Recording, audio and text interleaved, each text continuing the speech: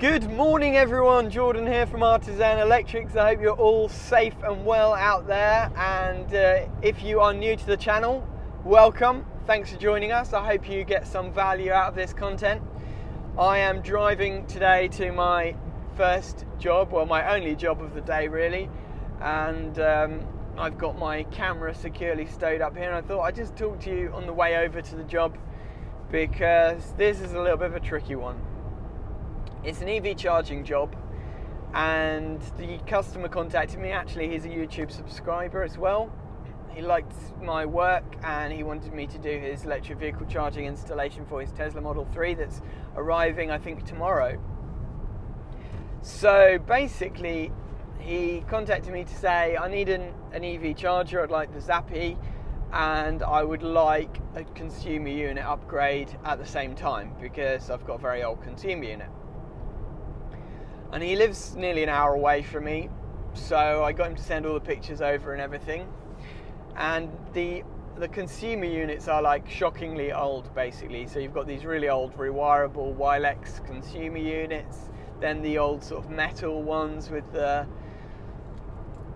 funny like push-in fuses which are behind the metal covers. There's 3 different consumer units and it's all a bit of a hodgepodge. So as soon as I saw that, I thought, well, I'm not going to risk changing the consumer unit just off the cuff. I'm going to get an inspection done first, just to make sure that all the wiring's safe to connect to before we start changing the consumer unit. So yesterday I got Andy in there to do the EICR for me, and unfortunately there was like loads of problems. So that, for example, all the upstairs lights are all metal and there's no earth to any of them. The light switches are all metal, there's no earth to any of them, and the cables don't even have CPCs in them. There are even some sockets that weren't earthed. There was no bonding to the gas or water, or at least not the right size. There was an armoured cable that goes out to the garage, which basically has not been terminated properly. It was just, the armouring was just cut off and it was just shoved through the wall into the back of a box. There's just literally like tons of stuff that is not really good. And the basic vibe that we're getting from this place is it needs rewiring really. But it's really difficult because it's like a lovely, nicely decorated house. The guy's lived there for like the last 40 years, and obviously, you know, it's not been rewired since he's been in. And my dilemma now is that I'm driving over there and I don't really know what to say to him, because my honest recommendation would be that he needs a rewire, but practically that's like a nightmare. You know, I mean, it's going to be a huge job and involve lots of redecorating and stuff, because he's not going to want to do trunking. So then I could just change the consumer unit anyway. It makes it a little bit safer because there's no RCD protection at all at the moment. But then I'm kind of taking responsibility for the installation if I do that, you know, and I can't really reconnect a circuit where there's metal light fittings with no earth, or sockets with no earth.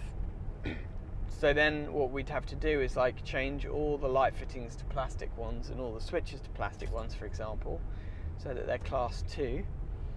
That could be an option. It's really difficult. So then my other option is just forget the consumer unit change for the moment and say, sorry, I can't do it because I can't take responsibility for that part of the installation, and just literally put a small consumer unit in place next to the existing, just for the charging point.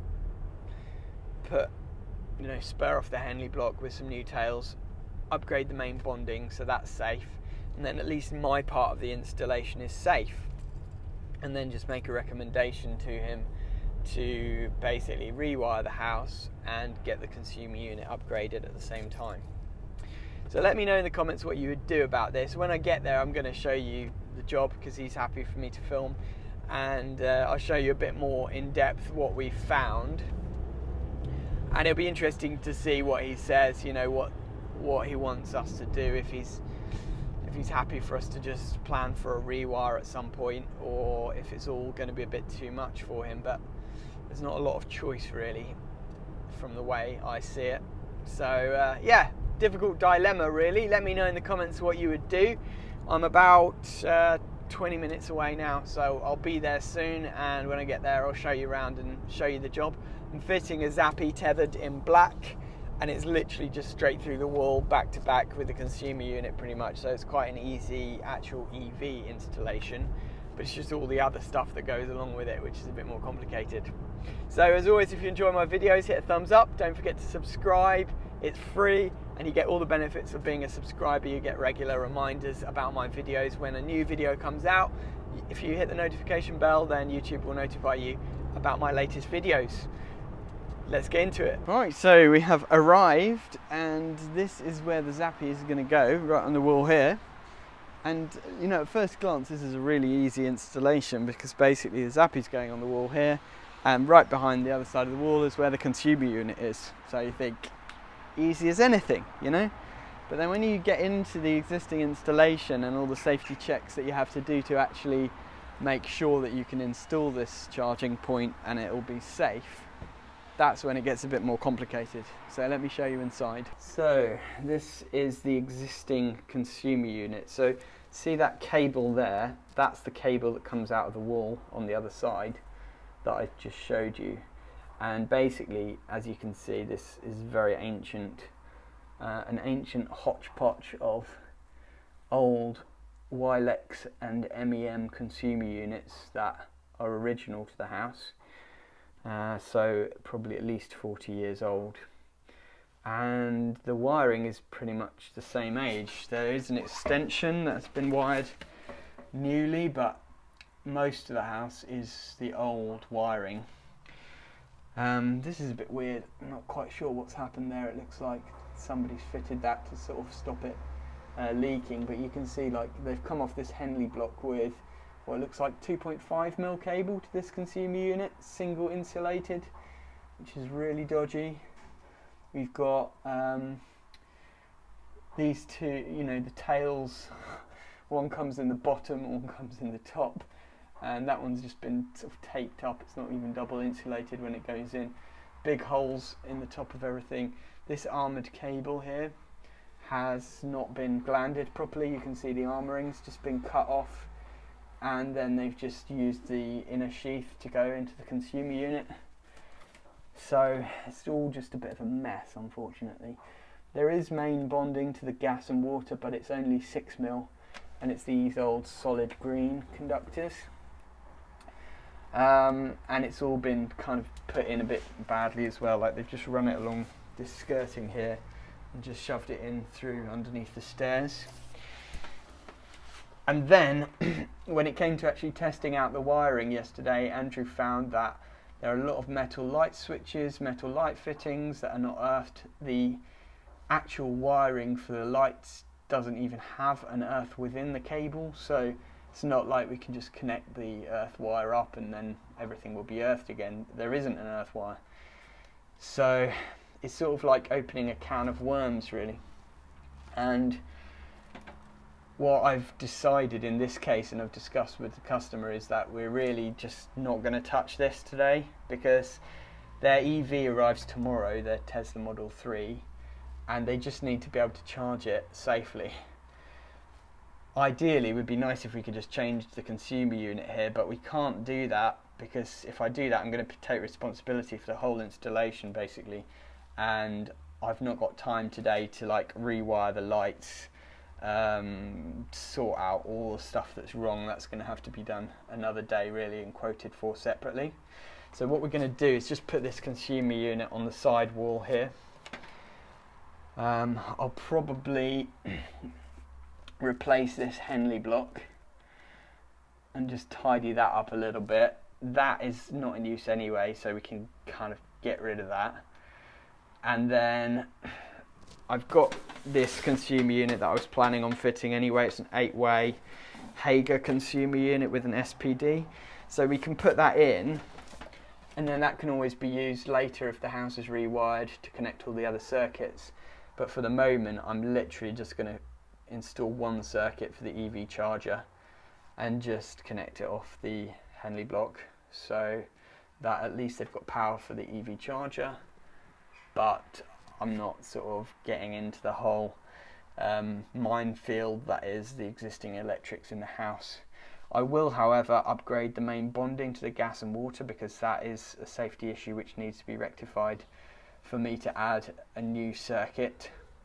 So I'm going to do that, and what I'm going to do, rather than just like running the same route that they've done here, I'm just going to drill out through the wall and then run it in conduit on the other side of the wall, black PVC conduit all the way along. Basically the gas pipe is in here, so we can just drill through the wall here and then bond the gas and then pop back through the wall and go along through the kitchen, and the water is just along here. Probably gonna have to cut out that cupboard a little bit to be able to bond the water properly. Just try and get the paint off the pipes so that we can get a good connection to it, but at least that'll make the bonding all nice and safe. So I'm going to start by getting the Zappi mounted on the wall, getting the cable through to the other side and doing the bonding so that all the outside work is done while it's nice, because you never know when the weather's going to change. And then I'll jump inside and start doing the consumer unit.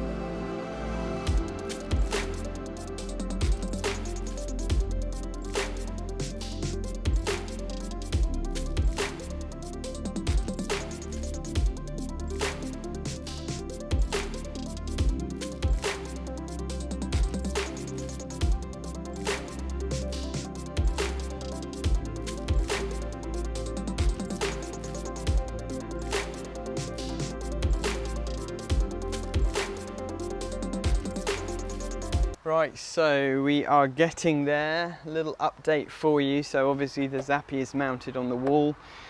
The twin and earth cable is just going straight through the wall and into the back of the new consumer unit, so that's dead easy. And I've taken the CT cable through as well. And then along here, all the way along, I've run in this black PVC conduit, 20mm, with a 10mm bonding conductor, which will go along to the gas pipe, loop back out and along and go to the water, so that everything is correct in terms of the main equipotential bonding for the installation. So now I'm going to jump onto the other side and just do the little new consumer unit, start connecting everything in and getting everything livened up. Little tool thought for the day. So today's tool of the day is this. This is my Vito Pro Pack Tech Series pouch, tool pouch. It's the TP4B, I believe. And basically this is like my go-to tool bag now. It's just, it fits so many tools in it, and you've just got all your hand tools right there when you need them. You can pop it on the ground like that and it stands upright, and you can just grab all your little tools. And so although I've got the Tech MCT as well, which is a really great tool bag, I actually tend to use this more on a day-to-day basis than I use my larger tool bag. So I thought I'd share that with you. I'll leave a link in the description where you can get yourself one of these. And if you haven't seen my Tools for Sparks channel yet, head over there and check it out. I'll leave a link up here somewhere where you can go over. Subscribe to Tools for Sparks, because I've got some great plans for that channel going forward, and there's a lot of content that I've already put out on there about my favourite tools that I know you guys who love tools will enjoy that video.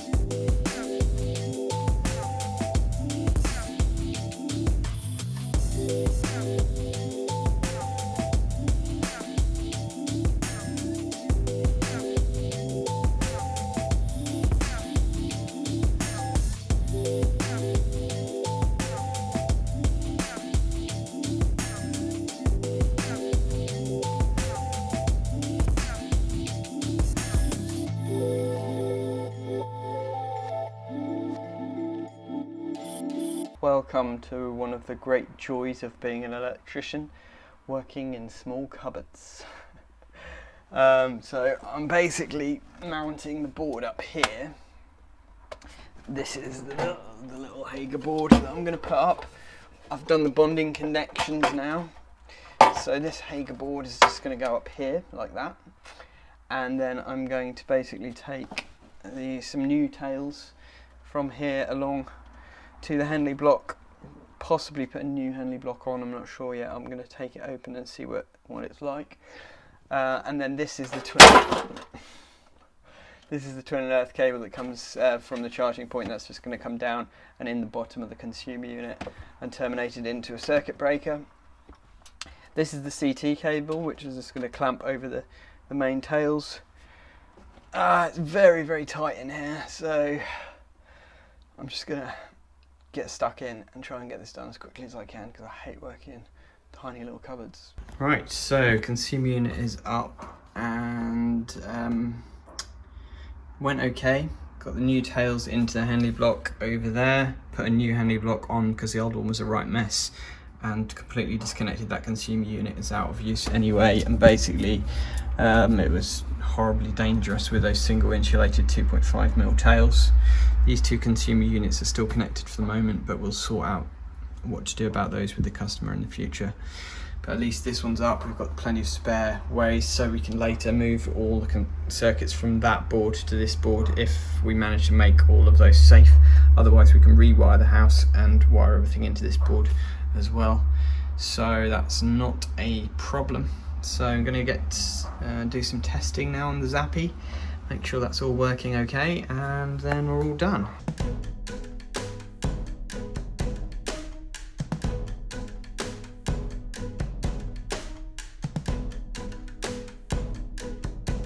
Right, so we're all done. I am exhausted. It's just like so exhausting being in that tiny little cupboard. But anyway, we're all done. Customer's really happy. Zappy's up and running, ready for the Tesla delivery just in time tomorrow, so that's good. Main bonding is all replaced, so that's safer. And I've just discussed with him all the things that were wrong in the house, and he's not really prepared to go through all the upheaval of a full rewire. So what we've agreed to do is come back at some point and change all the metal light fittings that aren't earthed to plastic ones, all the metal light switches that aren't earthed to plastic ones, and basically just make everything as safe as we can while still using the existing wiring. So that avoids a lot of upheaval on his behalf, to not have to rewire the place. Obviously it's still going to be a lot of work, but it's better that way than having to do a complete rewire. But it just shows the value of doing an EICR before you do a job like this, you know, because if I'd have turned up here today not having known exactly what the state of the existing electrics were, I would have probably just had to walk away, to be honest, because I wouldn't have been prepared to do all the things extra that I have had to do today. I mean, it's been a full day's work, upgrading the main bonding and all that, you know, swapping a few things around. It's been a fair old job really today, but at least we could get a good result and get the charger in safely, so that's the main thing. So as always, if you've enjoyed my videos, don't forget to hit the thumbs up button. If you haven't subscribed already, please consider doing so, because it's free, and if you hit the notification bell, you'll get regular video updates from me. Thanks for watching and have a great day.